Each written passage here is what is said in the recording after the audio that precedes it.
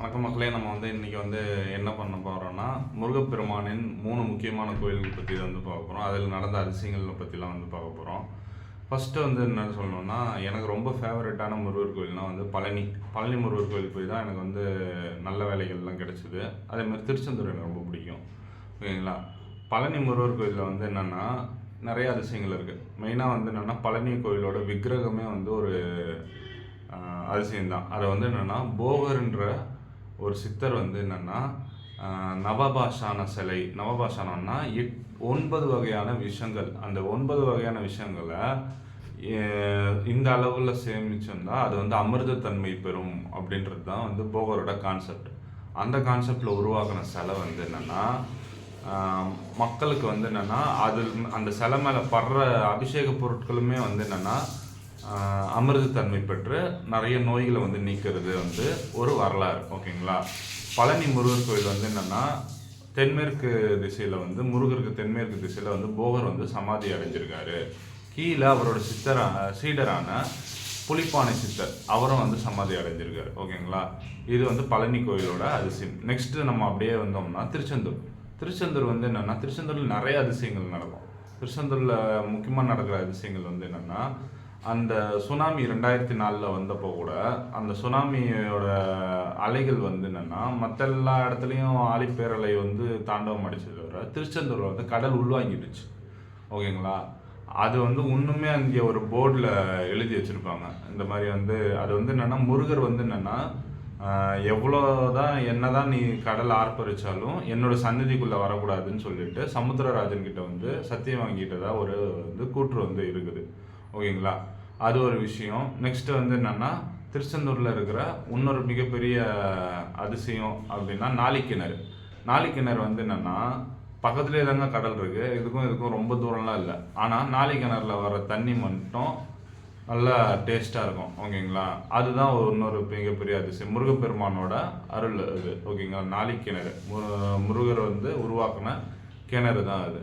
அது இல்லாமல் என்னென்னா திருச்செந்தூரில் என்னென்னா இன்னொரு வரலாறு ஒன்று இருக்குது. சண்முகர் சிலை இருக்குது. இந்த உற்சவராக இருக்கிற சண்முகர் சிலை என்னென்னா அந்த சிலை என்னென்னா ஒரு டச்சு காலத்தில் என்னென்னா டச்சுக்காரர்கள் என்னென்னா அந்த சிலையை கடத்திட்டு போயிடுவாங்க. அந்த சிலை மட்டும் இல்லாமல் நிறைய சிலைகளை கடத்திட்டு போயிடுவாங்க. அந்த சிலையெல்லாம் எடுத்துகிட்டு போயிட்டு இருக்கும்போது கடலில் ரொம்ப சீற்றம் வந்துடும். ஐயோ இந்த சிலைனால தான் நம்ம ரொம்ப சீற்றமாக இருக்குது, கடவுளோட கோபம் தான் இது காரணம் அப்படின்னு சொல்லிட்டு பயந்துட்டு என்ன பண்ணுவாங்க, அந்த சண்முகர் சிலை எல்லா சிலையும் அப்படியே தூக்கி கடலில் போட்டு போயிடுவாங்க. அந்த டைமில் என்னென்னா ஒரு பக்தர் ஒருத்தருக்கு என்னென்னா திருச்செந்தூர் முருகர் கனவுல இந்த மாதிரி நான் ஒரு இடத்துல இருப்பேன். அந்த இடத்துக்கு மேலே கருடன் பறக்கும், எலுமிச்சம்பழம் மிதக்கும், மாலை மிதக்கும். அந்த இடத்துல உள்ள நீங்கள் கடலில் குதித்து எடுத்தீங்கன்னா என் சிலையை எடுக்கலாம் அப்படின்னு அவர் கனவுல சொல்லி மறுபடியும் அந்த சண்முகர் சிலை அந்த சந்நிதிக்கே போயிடுச்சு. இது ஒரு மிகப்பெரிய அதிசயம். ஓகேங்களா. இதெல்லாம் தான் எனக்கு ரொம்ப. அதுக்கு அடுத்து என்னென்னா இன்னொரு கோயில் நிறைய பேருக்கு தெரியாது. போகர் மொத்தம் 3 சிலை உருவாக்குனாராங்க. 3 சிலையில் என்னன்னா ஒன்று தசபாஷானம், ஒன்று நவபாஷானம். இன்னொரு சிலை எங்கே இருக்குன்னு நிறைய பேருக்கு தெரியல. அது கொஞ்சம் நெகட்டிவ் எனர்ஜின்றதுனால அதை கொஞ்சம் மறைச்சி வச்சுட்டாரு அப்படின்ற மாதிரிலாம் ஒரு கூற்று இருக்குது. போகர் ஓகேங்களா. நேற்று கூட நம்ம ஒரு சொன்னோம்ல ஃபிலிம் சீரிஸ் அப்படின்ல, இந்த போகரோட சிலை இருக்குது, 3வது சிலையை தேடி போகிற மாதிரி ஒரு இதை வச்சு நீங்களே ஒரு கதையை உருவாக்கலாம். ஓகேங்களா. எனக்கு இந்த கதை ஒரு வந்தது. அதுக்கப்புறம் அந்த ஸ்க்ரீன் பிளேலாம் நான் எழுதலை. ஓகேங்களா. அந்த தசபாஷானம் இருக்கிறது என்னென்னா கொடைக்கானல் பக்கத்தில் இருக்க பூம்பாறைன்ற கிராமத்தில் குழந்தை வேலப்பரா இருக்கிறாரு. ஓகேங்களா. அந்த குழந்தை வேலப்பரை என்னென்னா இங்கே குழந்தையா முருகர் இருக்காரு. தசபாஷானங்கள் அதாவது இங்கே 10 விதமான விஷயங்களை சேர்த்து செய்யப்பட்ட சிலை. அது போகர் தான் செஞ்சுருக்காரு. அவரோட சீடரோட புலிப்பாணி அவர் என்னென்னா இந்த கோயிலோட ஆகம விதிமுறைகள் எல்லாத்தையும் நிறுவி இது பண்ணிட்டு போயிருக்காருன்ற மாதிரி ஒரு கூற்று இருக்குது. ஓகேங்களா. இங்கேயும் என்னென்னா அபிஷேகம் பண்ணுற விஷயங்கள்லாம் என்னென்னா ரொம்ப பவர்ஃபுல்லாக இருக்குது. முருகர்னாலே ரொம்ப பவர் தாங்க. முருகர்கிட்ட யாருமே விளையாடக்கூடாது. ஓகேங்களா. நிறைய விஷயங்கள் என்னென்னா முருகருக்கு அகெயின்ஸ்டாக ஏதாவது நீங்கள் பண்ணிங்கன்னா அவர் யாருன்றதை அவர் காட்டிடுவார். அதே மாதிரி அவர் ஒரு குழந்தை. ஓகேங்களா.